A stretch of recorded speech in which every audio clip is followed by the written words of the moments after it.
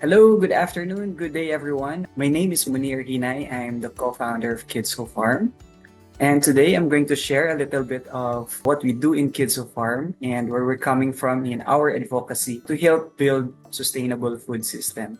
So today I'm going to present some solutions that address food security and food system challenges within our community. So we call this micro farm circular solutions.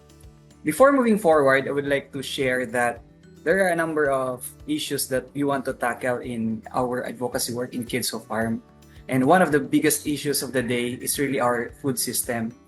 And the food system, as we all know it, involves all the processes in feeding the population, from producing your food, to harvesting your food, to processing your food, down to preparing it into food and consuming it, and then discharging it as waste. That pretty much covers the entire food system.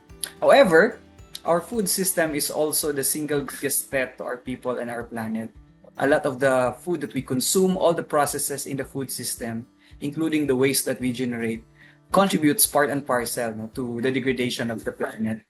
In fact, we are faced with this big challenge that over the next 40 years, we are going to feed more people than the last 8,000 years. And it has a lot of implications as to how we can sustainably manage our production and our consumption.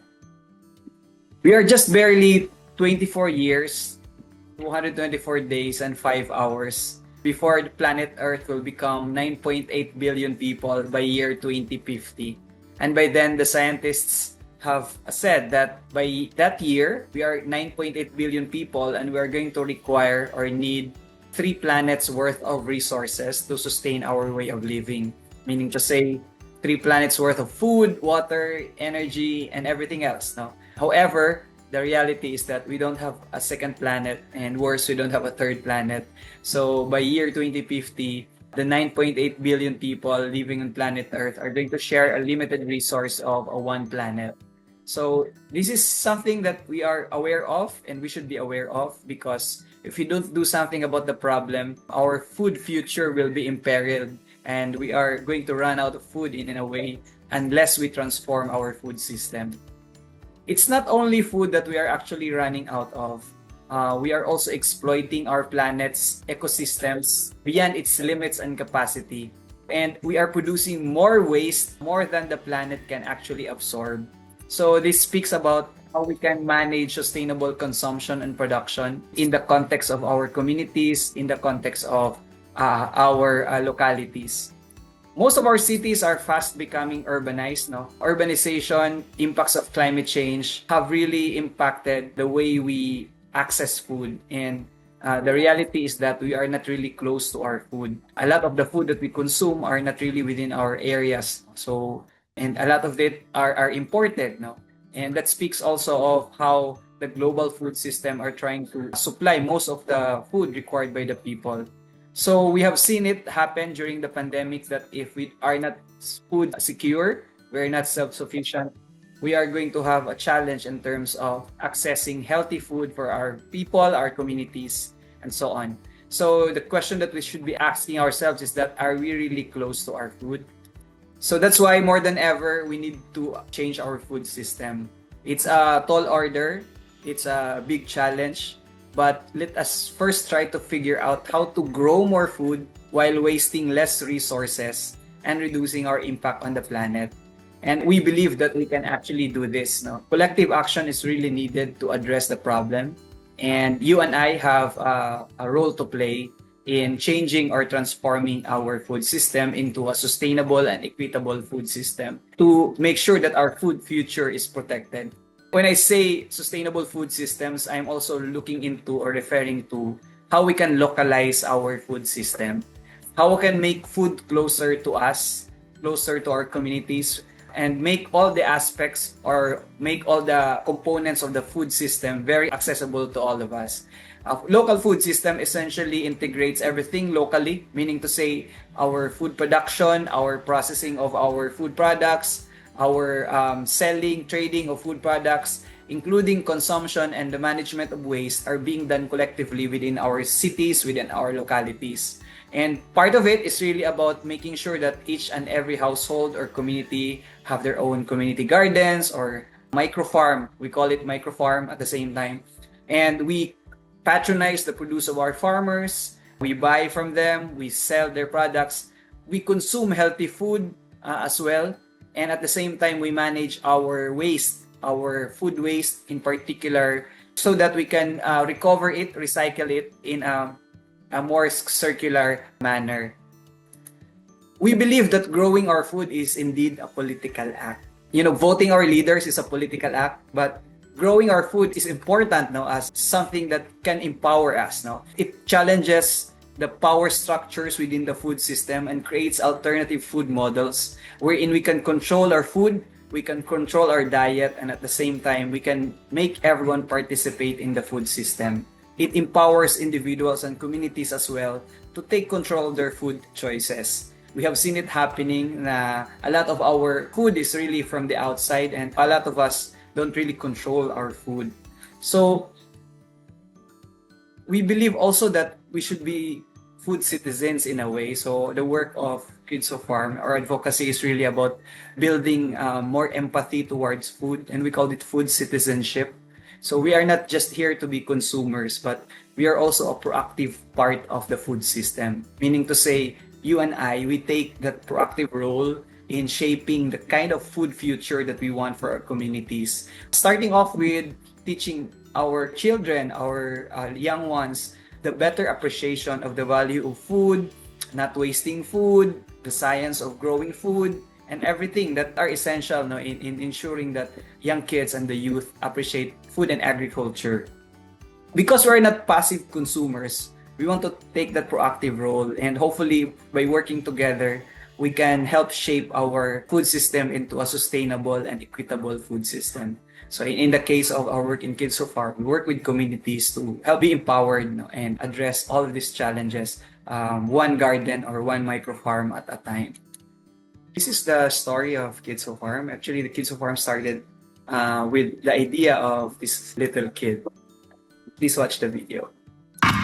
Bago ang storytelling ni Tito Manny at ni Brownie, dumako muna tayo sa Zamboanga sa Kids Who Farm. Hi everyone, I am Muneer Hinay, 10 years old, and I am a co-founder of Kids Who Farm. Kids Who Farm is a Zamboanga city-based advocacy initiative that aims to educate the youth on the importance of food and farming. Our social mission is to empower the youth as the next generation of future farmers by making farming fun and easy to. So way back in 2019, pre-pandemic, when Raina was still 9 years old, grade 4 student of Catalina Viuda de Jalon Memorial School here in Zamboanga, she initiated an activity or a project that aims to help her school garden. And that kind of idea actually inspired all of us, and particularly me. I realized that if a kid can actually propose a solution to a problem in a community, how much more we as adults now we can do better. So, and that inspired us, Raina and I, to start Kids Who Farm first as a father and daughter tandem, but eventually we became a non-profit startup. But we are composed of a number of volunteers who work with Kids Who Farm over the years. That simple idea was actually recognized by the Department of Education in 2021, and it's a partnership between DepEd and the Climate Change Commission, where they recognized initiatives of young kids. It's a climate action stories of children written by children, where Raina was awarded by then Deputy Speaker Lauren Ligarda, together with other young leaders, young kids from all over the country. Fast forward to today, Kids Who Farm is a non-profit startup and an advocacy initiative. And Raina is our founder, and she's 16 years old. She is a senior high student here in Ateneo de Zamboanga University. Together with her and the team of Kids Who Farm, we advocate for a solution or the participation of young people in the issues of food security and the transformation of our food system, where we work closely with different communities to advocate this change. So what Raina said during the time when we founded Kids Who Farm, she said, let's just make farming fun and easy. Because if it's fun, a lot of kids will learn, a lot of people will be interested. So we're pretty much guided by that mantra that we want to make sure that all the things that we do, all the activities, advocacies that we do is aligned to that kind of simplicity and very straightforward approach to advocating sustainable food system. So over the years, we have collaborated and partnered with different partners and institutions. Of course, we realized that we cannot really do this alone. In order for us to amplify the advocacy, we need to collaborate and work together and make sure that everyone has a stake in addressing the problem. So we are fortunate enough to be recognized by reputable agencies and organizations over the years. And we're partners with different government agencies as well in their programs. From Zamboanga, Kids of Farm no longer operates just in Zamboanga, but we have expanded our work to cover different areas, mostly in Mindanao, as far as Butuan, Davao, Bukidnon, Cagayan de Oro, and our recent work is in the Bangsamoro Autonomous Region for Muslim Mindanao, or BARM, and even in Manila. So we also have a project there. So we're advocating for what we call micro-farming. Micro-farming is not a new concept. It's really about sustainable farming. So sustainably minded farming, where we use small spaces, we maximize the limited productivity of small spaces so we can still grow food and promote more income and livelihood within a small area.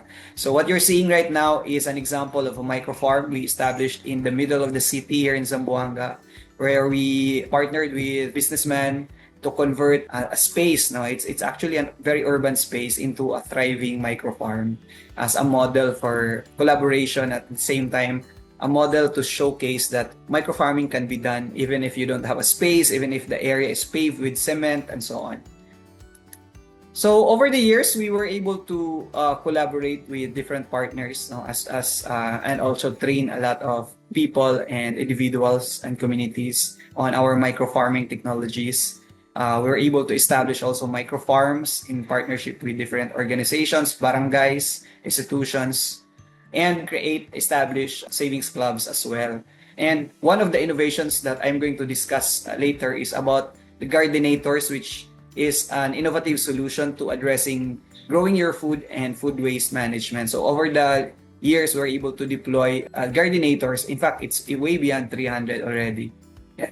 So some of the organizations that we have worked with involve also institutions. So like in the case of Zamboanga, we work with a hospital, the biggest public hospital in the region. It's the Zamboanga City Medical Center, where we collaborate with their kitchen, their nutrition and dietetics, to establish a micro-farm within the hospital so that they can save money and also use their waste, which are like gallons, to grow food. So over the years, we were able to transfer technology, and the hospital was able also to save thousands of pesos because they're no longer buying a portion of their requirement for vegetables from outside sources. And this is actually a model hospital. And after Zamboanga City Medical Center, present we have 3 more hospitals that we are working with to and have established their own separate micro farms. And the other one is a private hospital called West Metro Medical Center, which is part of the Pangilinan Group of Hospital. And it was already accredited as a learning site for agriculture. We work with women, and in fact, one of the earliest communities that we work with are the women affected by the Zamboanga siege. So in 2019, the community in a barangay called Tulungatong in Zamboanga was trained by Kids Who Farm on urban gardening. So after the training, they worked together collectively as a women association, and they established their micro farm, which is actually featured by Manila Bulletin sometime in 2022. It's a garden of hope because the members really represent those affected by the Zamboanga siege, from the Muslim women, indigenous women, and settlers. So right now, it's not only a garden, it's a Gawad Saka awardee. They received the regional Gawad Saka award. They were able to establish their own bakery from their earnings from the garden. They have a savings club, and they're a thriving community of women helping one another in that side of Zamboanga City. We work with indigenous women, indigenous peoples as well, largely here in Zamboanga. Like for example, our work with Sama Bajau women is geared towards addressing nutrition security for Sama Bajau communities, because in these areas there is a lot of nutrition challenges. A lot of kids are micronutrient deficient. So our innovation here is what we call the Gardenator, which you can see there. it's just a drum, but it has a lot of plants now. So by teaching this type of communities where they are very well versed with fishing, but teaching them growing food in a simpler technology also enable them to access more food. So speaking about kids, we partnered with a number of orphanages, including DSWD-run orphanages here in Zamboanga, to teach their kids there on basic gardening so that they can also learn new skill at the same time, improve the source of food for these orphanages. So outside Zamboanga, it's the same technology, the Gardenator, which is the drum, we deployed in Isabela City, where through the help of the city government, this is actually a nutrition project launched during a nutrition month in 2023. The scenario is that a lot of these communities, houses on stilts, geographically isolated in disadvantaged areas, do lack access to food, and a lot of their kids are experiencing micronutrient deficiencies. So the solution that we offered is really the Gardenator. And you can see before there are no gardens there in the bridges na in their community, but now if you go there, you can see these gardenators being grown by the women involved in the community in the project. So that's for the Gardenator innovation, but we also teach savings and financial literacy. And a lot of the recipients of our programs are actually the beneficiaries of the government's Pantawid Pamilyang Pilipino program, or 4Ps, because they tap Kids of Farm to help train these communities. For them to really manage their incomes at the same time. So the program called Hyper Local Capital Community Savings Club is actually a successful program of Kids of Farm, where we're teaching kids, youth, women on financial literacy and savings. So including indigenous peoples women like IP women, Sama Baja women, where we also share the same training programs. It's about taking action. Of course, we can have great concepts, but unless you do it, unless we actualize it, you cannot really make that impact now on the ground. As you can see, a lot of the technologies or the learning sessions that we share is really anchored on low-tech approaches based on technologies that can be accessible, that are easy to maintain, sustainable, and circular, meaning to say it uses what is already available. So we promote a lot of recycling, repurposing of material so that we don't need to extract new resources and make sure that our food system are sustainable in the future. So we call it low-tech for good. So just like the Gardenator, which is an innovation that we developed in Kids of Farm, and this has been awarded by a number of programs already.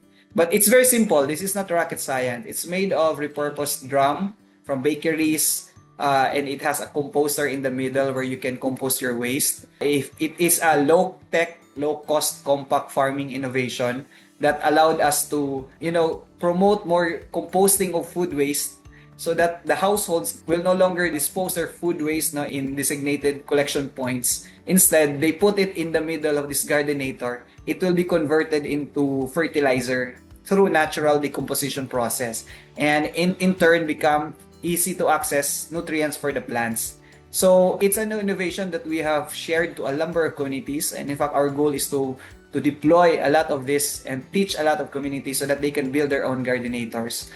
And if you look at it, it's very simple. You can grow up to 25 different crops in one Gardenator. Meaning to say, if you're eating 25 different vegetables, including herbs, including your spices, you can grow there. You can also dispose or compost bio-waste there in the middle section of the Gardenator. And it just keeps on, repeating. So you plant, you dispose, you harvest, and so on. If you monetize it, a Gardenator can actually give a passive income of 500 pesos in a cycle, or about 10 kilos of vegetable harvested, and 20 kilos of food waste converted into fertilizer and diverted from the landfill. So this type of solution are the ones that we're trying to promote more to our government partners as a nutrition solution. In fact, in Region 9, the National Nutrition Council has recognized the Gardenator as an innovation to promote more nutrition-sensitive interventions for communities. So this is the Gardenator when it's full of plants and herbs, and it's very compact. And according to our founder, Rainas, talk less, act more. So because talk is cheap, of Of course, we wanted to make sure that we do our share in addressing the problem through simple innovations. And by saying that, our work also involves a lot of young people, young professionals, and community partners become our volunteers. So all of us in Kids Who Farm are volunteers. In fact, I am a volunteer as well. Raina is a volunteer, and we are a volunteer-run organization. We make sure that everyone has a role to play in the work of Kids Who Farm. So we call our volunteering program Young Agri-X, or Young Agriculture Extensionist Program. Young Agri-X is an innovative volunteering program to inspire the youth to be forces of change in the community through what we call agriculture extension. So agriculture extension normally is in the domain of those that are like professionals, like registered agriculturists and so on. But we believe that if you and I can actually share what we learn about urban farming to our family members, we become extensionists as well. And that's a better way to amplify, to inspire more people to advocate for sustainable food system, for growing our food. And we wanted to increase that awareness among young people that they can be forces of change in their communities as well.